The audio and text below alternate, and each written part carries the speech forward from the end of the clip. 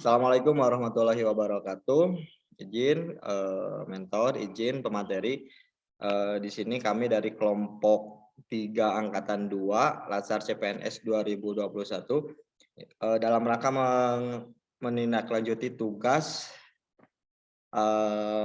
kelompok, yaitu diskusi tentang aneka akuntabilitas, nasionalisme, etika publik, komitmen mutu, dan anti korupsi. Pada tugas kelompok kali ini, kami diberi tugas menonton sebuah video yang sebelumnya telah kami tonton dan kami diskusikan beberapa hal. Yang pertama terkait masalah yang ada di video tersebut, kemudian kami identifikasi penyebabnya apa, kenapa masalah tersebut bisa terjadi, dan yang terakhir menentukan fakta-fakta yang ada dan nanti dikaitkan dengan nilai-nilai dasar dari aneka. Nah, langsung saja kita mulai diskusinya. Yang pertama, sebelumnya video yang kami tonton itu adalah video tentang berita korupsi yang dilakukan oleh salah satu pejabat Menteri Sosial Republik Indonesia, Juliari Batubara, terkait korupsi dana bantuan COVID. Nah, yang pertama tadi kita memetakan masalahnya. Apa sih masalah yang ada di dalam video tersebut? Nah, pertama satu orang nanti silahkan paparkan, karena tiap orang mungkin nanti berbeda apa yang dilihatnya. Masalah apa nih yang ada di video ini gitu. Jadi saya persilahkan dulu satu orang, dimulai dari Adi dulu. Silahkan Adi. Siap, terima kasih Pak Moderator dan juga izin pelatih untuk menyampaikan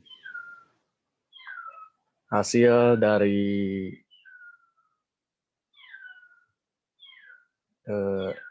melihat video yang terjadi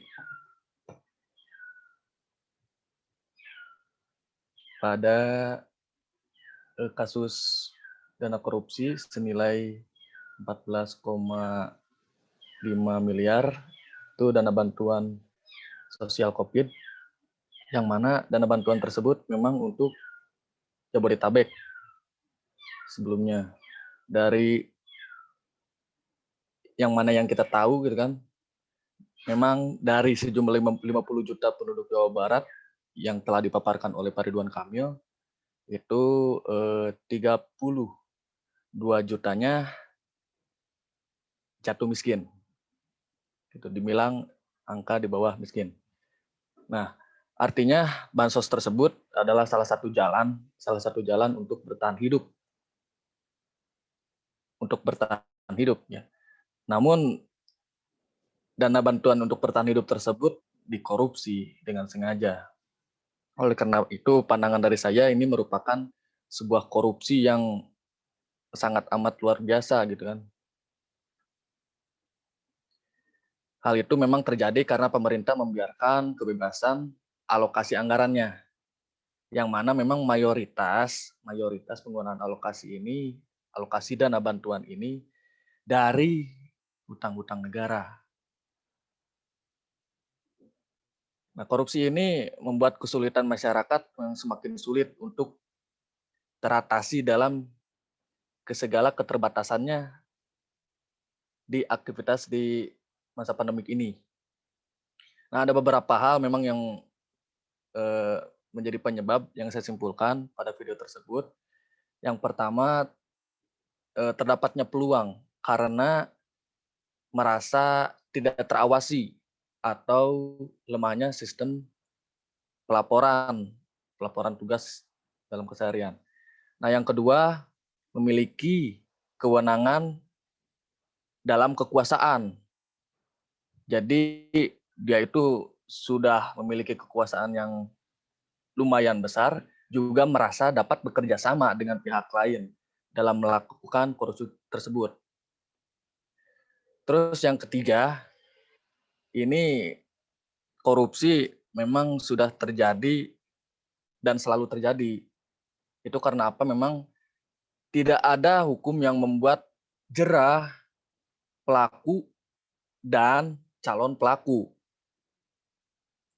Misalkan pada pasal 2 ayat 1 Undang-Undang Tipikor atau Tindak Pidana Korupsi pada putusan Mahkamah Konstitusi nomor 25 mengatur bahwa setiap orang yang secara melawan hukum melakukan perbuatan memperkaya diri atau pada suatu korporasi yang merugikan keuangan negara atau perekonomian negara dipidana penjara dengan penjara seumur hidup atau penjara paling singkat 4 tahun dan paling lama 20 tahun dan paling sedikit denda 200 juta atau paling banyak 1 juta. Nah, ini yang membuat hukum kita memang dibuat seolah-olah main-main oleh beberapa pihak, oleh penguasa hukum. Sehingga tidak adanya jerat kepada pelaku atau kepada calon pelaku. Juga hukum ini seharusnya tidak pandang bulu, meskipun beliau atau meskipun dia telah maksudnya telah telah menjadi bagian atau telah memberikan partisipasinya untuk negeri secara besar, tetapi itu seharusnya tidak membuat hukum ini menjadi tumpul, begitu. Nah, selanjutnya mungkin yang keempat, tidak adanya transparansi kepada masyarakat. Hal ini mengacu dari kurangnya komunikasi antara pemerintah dengan masyarakat. Mungkin itu beberapa hal yang terjadi pada korupsi ini, penyebab-penyebabnya yang dapat saya sampaikan. Pak Moderator. Terima kasih Adi. Untuk selanjutnya silahkan Thalia untuk memaparkan perihal masalah dan penyebab kenapa masalah itu terjadi di video yang telah ditonton. Silakan.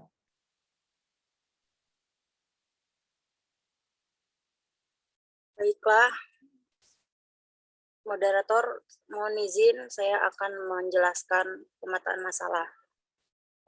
Pemetaan masalah kasus dugaan korupsi di Kementerian Sosial ini diawali dengan adanya pengadaan barang berupa bansos dalam rangka penanganan COVID-19.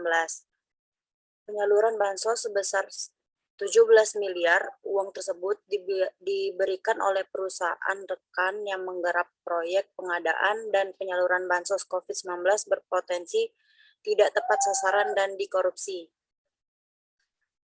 Juliari menetapkan adanya fee dari tiap-tiap paket pekerjaan yang harus disetorkan para rekanan kepada Kementerian Sosial setiap bansos sembako disepakati dan dikenakan fee sebesar 10.000 dari nilai 300 per paket bansos.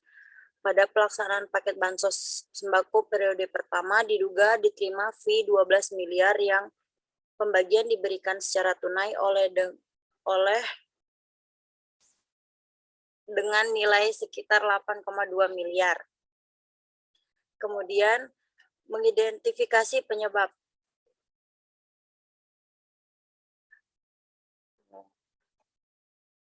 Anggota Ombudsman RI Ahmad Alamsyah Sargih mengatakan kasus dengan dugaan suap bantuan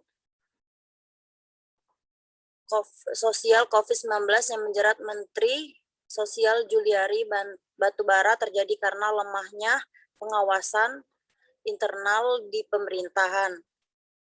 Di negara lain, posisi independen langsung di bawah presiden, tapi di Indonesia menteri tidak mau diatur. Harusnya bila pengawasan internal kuat bisa meminimalisir celah korupsi dan menurut teori GERD Opportunity Needs Expose, terdapat 4 penyebab mengapa seseorang mampu melakukan tindak pidana korupsi. Yang pertama, keserakahan. Yang kedua, kebutuhan. Yang ketiga, pengungkapan. Yang keempat, kesempatan.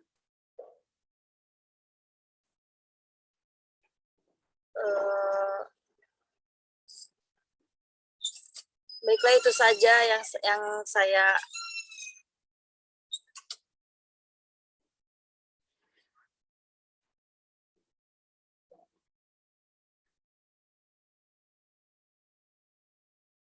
berikan. Terima kasih. Terima kasih Thalia. Nanti mungkin kesimpulan dari permasalahan dan penyebab-penyebabnya akan saya uraikan di akhir. Jadi rekan-rekan fokus saja kepada materi yang akan materi yang telah disiapkan dan nanti uraikan. Nanti di akhir nanti saya simpulkan dengan sedikit mendengarkan apa yang tadi rekan-rekan sampaikan. Oke, selanjutnya silakan kepada Satria. Izin moderator, izin pelatih. Baik, saya akan memaparkan fakta-fakta terkait kasus korupsi bansos COVID-19. Berdasarkan keterangan yang tertulis yang diterima Tribun News, kasus ini diawali dengan yang pertama, pengadaan bansos penanganan COVID-19, bansos berupa paket sembako di Kementerian Sosial Republik Indonesia tahun 2020 yang bernilai 5,9 triliun dengan total 272 kontrak dan dilaksanakan dengan 2 periode. Yang kedua, kemudian Juliari Batubara menunjuk MJS dan AW sebagai PPK atau pejabat pembuat komitmen dalam pelaksanaan proyek tersebut, di mana akhirnya disepakati adanya fee tiap paket bansos oleh MJS dan AW sebesar 10.000 per paket sembako dari nilai 300.000 per paket bansos. Yang ketiga, selanjutnya oleh MJS dan AW pada Mei sampai November 2020 dibuatlah kontrak pekerjaan dengan beberapa supplier sebagai rekanan yang 3 diantaranya AIM, HS, dan juga PT RPI. Yang keempat, pada pelaksanaan paket bansos sembako periode pertama, diduga diterima fee sebesar 12 miliar yang pembagiannya diberikan secara tunai oleh MJS kepada Juliari Batubara melalui AW dengan nilai sekitar 8,2 miliar. Kelima, untuk periode kedua pelaksanaan paket bansos sembako terkumpul uang fee dari bulan Oktober 2020 sampai Desember 2020 sejumlah sekitar 8,8 miliar yang juga diduga akan dipergunakan untuk keperluan Juliari Batubara. Sudah ada 5 tersangka, sebelumnya KPK telah melakukan operasi tangkap tangan kepada 6 orang pada hari Sabtu tanggal 5 bulan 12 tahun 2020 sekitar pukul jam 2 pagi di beberapa tempat di Jakarta. Adapun keenamnya sebagai berikut. MJS sebagai PPK di Kemensos. Yang kedua, inisial WG, Direktur PT TPAU. Yang ketiga, inisial AIM, swasta. Yang keempat, HS. Kelima, SN. Keenam, SJ. Mungkin ini yang dapat saya sampaikan pemaparan fakta-faktanya. Saya kembalikan ke moderator. Oke, terima kasih Satria. Silakan lanjut ke penyebabnya, penyebab terjadinya korupsi atau permasalahan yang ada di video tersebut. Silakan Satria. Baik, saya lanjutkan. Penyebab korupsi yang saya analisa dari video tersebut Mungkin yang pertama mental serakah dan tamak. Yang kedua, iman yang telah terkuras oleh poin 1 tadi. Yang ketiga, sistem yang masih bisa disiasati oleh oknum. Yang keempat, sanksi terhadap pelaku yang masih ringan. Yang kelima, upaya pemberantasan korupsi yang setengah hati. Jadi para pelaku kayak main-main saja gitu terhadap hukum yang di Indonesia. Begitu, moderator. Siap, terima kasih Tio. Untuk selanjutnya, karena meskipun saya moderator, saya bagian dari kelompok dan harus ikut berdiskusi. Ada beberapa hal perihal yang saya dapatkan dari video tersebut. Pertama, permasalahan hampir sama bahwa permasalahan yang ada di video tersebut adalah perkara korupsi. Dan itu umum banyak sekali terjadi di negara kita, pejabat-pejabat yang tertangkap korupsi. Baik itu secara OTT, tangkap tangan, ada yang setelah beberapa lama baru bisa, dan berbagai macam lagi. Namun yang menjadi fokus saya di video tersebut itu, kenapa yang sering terlibat atau yang sering terkena pidana korupsi itu menteri-menteri atau orang-orang yang ada di lingkungan Kementerian Sosial. Sudah ada dari 20 tahun ke belakang ini, bahkan ada 3 menteri yang terkena kasus korupsi. Yang pertama itu Bapak Bahtiar Samsah, itu Menteri Sosial Republik Indonesia.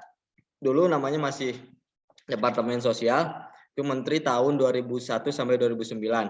Nah, beliau ini terdakwa korupsi pada pengadaan mesin jahit, sapi potong, serta sarung di Departemen Sosial pada tahun 2006 sampai 2010. Namun beliau ini ditangkap pada tahun 2010, tepatnya tanggal 5 Agustus. Betapa lamanya dari korupsi yang dilakukan ke penangkapan ini menunjukkan bahwa penangkapan korupsi ini, pencarian tersangkanya itu begitu lama karena memang sulit untuk dilacak. Kemudian yang kedua Pak Idrus Marham. Ini beliau ditahan pada Agustus 2018. Ini baru-baru ini, belum lama, beberapa tahun ke belakang beliau terjangkit korupsi pada kasus suap PLTU Riau. Nah, ya, dan baru-baru ini 2020 Menteri Sosial Republik Indonesia Juliari Batubara kembali terkena kasus korupsi. Nah, ini yang menjadi fokus saya, permasalahan saya, kenapa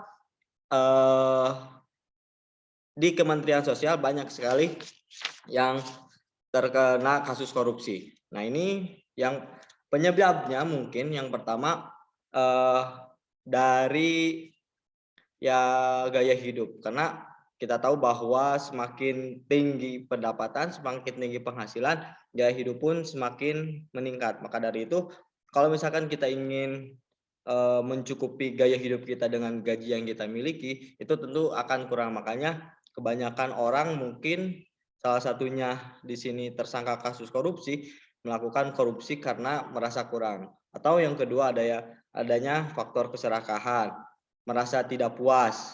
Dan yang ketiga ini yang saya pikir ini menjadi faktor utama, yaitu adanya kesempatan. Karena ketika beliau Juliari Batubara ini diwawancara oleh redaktur Tribun di video sebelumnya bahwa dia sangat tidak mendukung korupsi. Bayangkan kalau misalkan kita melakukan korupsi, yang malu itu bukan hanya kita tapi keluarga kita, kemudian teman-teman kita, sehingga kalau misalkan ketika kita mempunyai anak kita bahkan nanti dibully misalkan di sekolahnya. Nah, itu salah satu pernyataan beliau ketika beliau sebelum terkena kasus korupsi. Nah, ini menunjukkan mungkin beliau sebelumnya pun tidak ada niatan dengan sungguh-sungguhnya, karena sebelum itu juga beliau diundang di podcast salah satu YouTuber terkenal dari Kobuzer Di sana pun dia memaparkan hal seperti itu. Bahkan banyak yang memuji dengan sikapnya. Ternyata ketika jalan beberapa bulan, beliau malah terkena kasus korupsi. Ini menunjukkan bahwa ini bisa saja karena kesempatan, atau mungkin beliau itu ketika sebelumnya bisa saja berbohong dengan hanya gimmick. Tapi peluang ini benar-benar salah satu penyebab terjadinya korupsi. Bahkan dulu ketika zaman Presiden Abdurrahman Wahid atau Gus Dur, Departemen Sosial dan Departemen Penerangan ini pernah dibubarkan karena di salah satu departemen, di keduanya itu sering terjadi kasus korupsi. Ini fakta ini terungkap setelah Gus Dur lengser dari jabatan presidennya, kemudian diundang di acara Kick Andy, dan Andy F. Noya sebagai hostnya menanyakan kenapa dulu Anda membubarkan Departemen Sosial dan Departemen Penerangan. Dengan kemudian Gus Dur mengatakan bahwa Departemen Sosial yang mestinya mengayomi rakyat ternyata korupsinya gede-gedean sampai hari ini, dan ternyata terbukti sampai hari ini. Kemarin saja 2020 masih ada petinggi atau bahkan menteri sosial melakukan korupsi. Jadi setelah itu Andi F. Noya bertanya kembali, kenapa Gus kalau misalkan untuk membunuh tikus kan tidak harus membakar lumbungnya? Kemudian Gus Dur mengatakan lagi bahwa memang, tapi kan tikusnya sudah menguasai lumbung, makanya harus dibakar gitu. Jadi dulu saja di Departemen Sosial begitu banyak kasus korupsi, makanya dibubarkan, kemudian diadakan lagi, dan ternyata sampai hari ini Departemen Kementerian Sosial pun sudah beberapa periode selalu saja ada anggotanya atau menterinya yang terkena kasus korupsi. Jadi selain kesempatan juga ini menunjukkan bahwa dengan begitu banyaknya dana yang melimpah, mungkin orang bisa tergiur seperti itu. Itu mungkin paparan dari saya perihal masalah yang ada di video tersebut dan penyebab kenapa hal tersebut bisa terjadi. Kemudian yang terakhir, yang ketiga, kita kaitkan antara fakta-fakta yang ada dengan nilai-nilai aneka, yaitu akuntabilitas, nasionalisme, etika publik, komitmen mutu, dan anti korupsi. Nah, kita tahu bahwa korupsi yang dilakukan oleh Juliari Batubara itu kasus suap. Jadi dia menerima suap dari pihak lain, yang di sini dikatakan bahwa setidaknya ada 6 orang yang terlibat, 3 dari instansi pemerintah, kemudian 3 lagi dari pihak swasta. Nah, ini beliau mendapatkan suap dari swasta perihal dana bantuan bansos COVID yang awalnya 300.000 dan beliau mendapatkan feedback atau fee sebesar 10.000. Dan ini kalau misalkan diterusuri lagi, yang sampai ke rakyatnya mungkin bisa setengahnya atau bisa berapa, karena setelah dari nasional ke daerah dan lain sebagainya itu tidak menutup kemungkinan adanya praktek yang sama. Kemudian dari beliau dituntut hukuman maksimal, hukuman mati juga, kemudian COVID. Nah, ini yang paling parah itu bahwa COVID ini salah satu bencana nasional, dan korupsi atau tindak pidana yang dilakukan ketika bencana itu sanksinya lebih besar, makanya maksimal hukumannya itu ada hukuman mati seperti itu. Nah, ini kalau misalkan kita kaitkan dengan nilai-nilai aneka, akuntabilitas ini jelas semuanya sudah dilanggar, tentang bahwa tanggung jawab Menteri Sosial sebagai pelayan masyarakat yang memberikan pelayanan terbaik itu sudah didobrak. Kemudian nasionalismenya pun tidak ada. Ini mementingkan kepentingan pribadi daripada kepentingan rakyat. Lebih baik memperkaya diri daripada memberikan yang terbaik untuk rakyat dan negara. Kemudian secara etika publiknya pun tidak ada gitu. Kemudian komitmen mutu ini tidak ada mutu yang diberikannya pun tidak terbaik gitu, karena harusnya diberikan seluruhnya tapi dipangkas, dan itu menjadi sebuah permasalahan yang sangat krusial.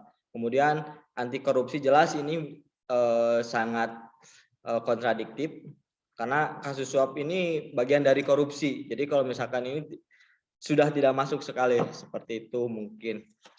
Baik, dari rekan-rekan mungkin silahkan Satria, ada tambahan perihal kaitan antara nilai akuntabilitas dengan dengan fakta-fakta yang ada, silakan.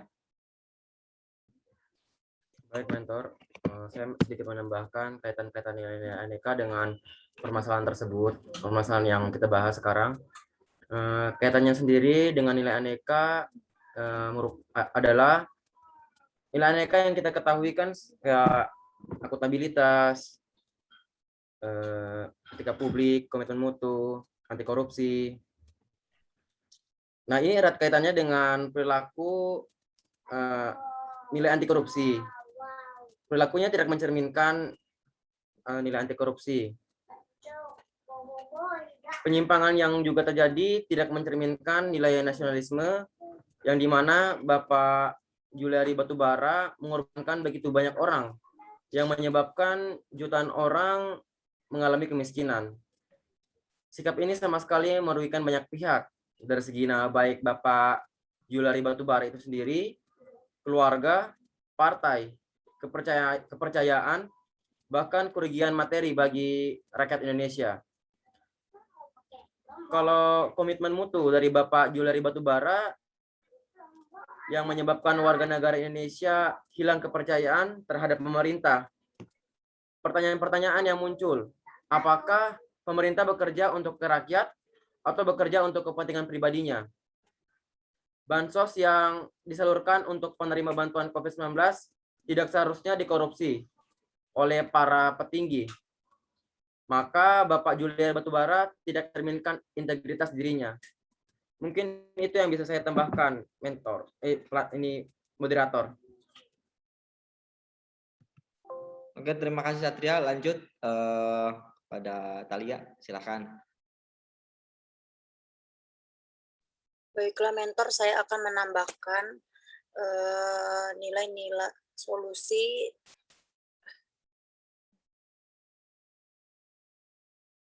terkait penerapan nilai-nilai, yaitu yang pertama akuntabilitas, yang kedua nasionalisme, yang ketiga etika publik, kemudian yang keempat komitmen mutu,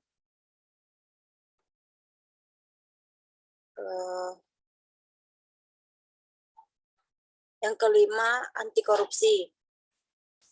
Yang pertama akuntabilitas, yaitu dengan cara bertanggung jawab atas apa yang telah dilakukan Menteri Sosial, yaitu Juliari, dengan cara siap menerima konsekuensinya, yaitu melanggar pasal 12 huruf A atau pasal 12 huruf B atau pasal 11 dan pasal 12 Undang-Undang Nomor 31 tentang Pemberantasan tahun 1999, perbuatan kejahatan korupsi sebagaimana sudah diganti dengan Undang-Undang Nomor 20 tahun 2001 tentang perubahan atas Undang-Undang Nomor 31 tahun 1999 yang mengatur pasal 55 ayat 1 sampai dengan 1 KUHP, sementara bagi pelaku suap diduga amandemen Undang-Undang Nomor 31 tahun 1999 pasal 5 ayat 1 atau pasal 5 ayat 1B atau pasal 13 menurut Undang-Undang Nomor 24 tahun 1999 tentang perubahan atas Undang-Undang Nomor 31 tahun 1999 yang mengatur tentang penghapusan tindak pidana korupsi. Kemudian nasionalisme, bahwa Bapak Juliari tidak menunjukkan sikap nasionalisme. Yang ketiga, etika publik dengan cara mematuhi peraturan pemerintahan dan menepati janji terhadap sumpah sebelum ia dilantik menjadi Menteri Sosial. Yang keempat, komitmen mutu dengan cara bekerja keras dan menjalankan tugas dengan terciptanya kepercayaan publik. Yang kelima, dengan cara anti korupsi dengan cara bersikap jujur, disiplin, adil. Baiklah mentor, itu saja dari saya. Terima kasih Thalia. Lanjut, Adi, silakan. Siap, terima kasih. Mengenai fakta-fakta yang terjadi tersebut yang telah dibahas, apabila dikaitkan dengan nilai-nilai dasar Aneka atau akuntabilitas, nasionalisme, etika publik, komitmen mutu, dan anti korupsi, ini memang sudah sangat jauh ya dari kata-kata tersebut.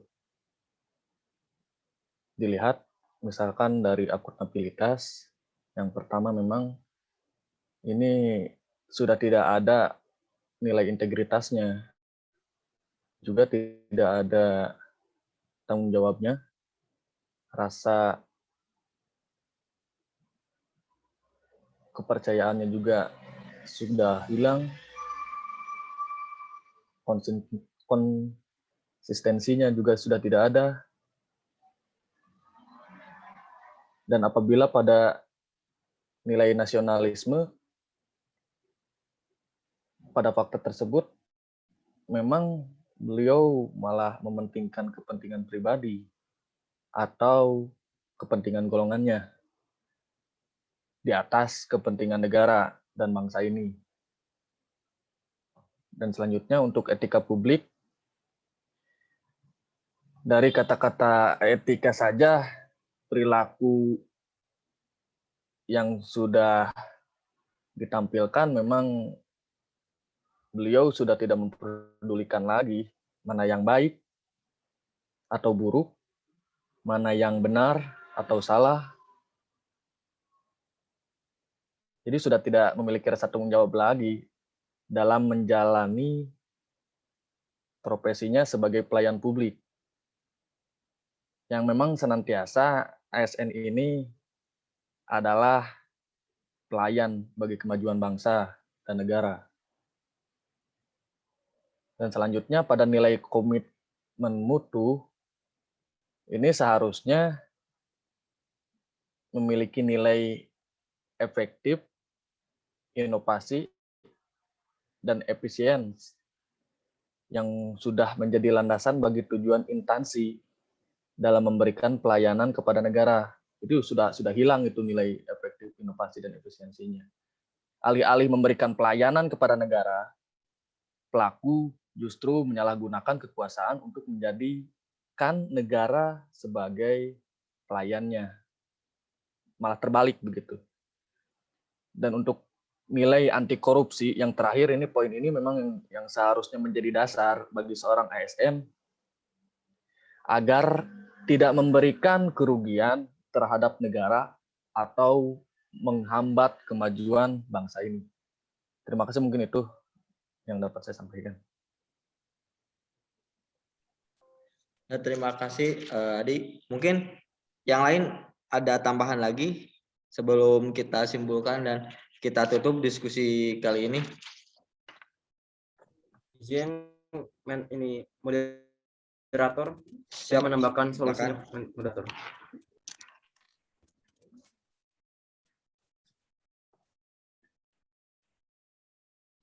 Untuk solusinya mungkin bisa dimulai dari penerapan nilai anti korupsi itu sendiri, di mana tanamkan pada diri masing-masing tentang integritas diri dan bela negara.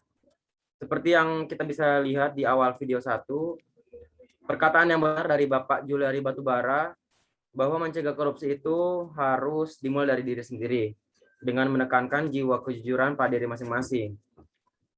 Tetapi pelanggaran atau penyimpangan yang dibuat oleh Bapak Juliari Batubara seperti perkataan yang tak sejalan dengan perbuatan, bahwa sesungguhnya Indonesia tidak kekurangan orang yang pintar, tetapi kekurangan orang yang jujur. Solusi yang kedua meningkatkan sistem pemberantasan korupsi yang juga turut harus disertakan atau dilakukan untuk meningkatkan komitmen mutu dari KPK yang sudah dipercayai oleh rakyat Indonesia sebagai pemberantas korupsi. Mungkin itu yang bisa. Izin menambahkan juga, Pak Moderator. Silakan. Ya, setuju ya dengan apa yang dipaparkan Bapak Satria mengenai penerapan nilai terhadap pribadi masing-masing begitu ya. Namun dalam hal ini saya menambahkan lebih baik begitu ya membiasakan menerapkan hal-hal kecil pada poin nilai aneka atau pada menerapkan pribadi-pribadi Pancasila dimulai dari keluarga sejak dini begitu. Karena memang dari kebiasaan-kebiasaan ini ke depannya akan menjadi lebih baik begitu. Nah, selanjutnya ya selain daripada itu ada tambahan lagi untuk solusi mengenai pemecahan ini. Yang pertama yaitu memperbaiki dan mengevaluasi hukum agar lebih membuat takut bagi para calon pelaku selanjutnya. Nah, terus selanjutnya pemerintah juga harus lebih mendekatkan diri untuk berkomunikasi terbuka terhadap masyarakat. Nah, yang selanjutnya lagi,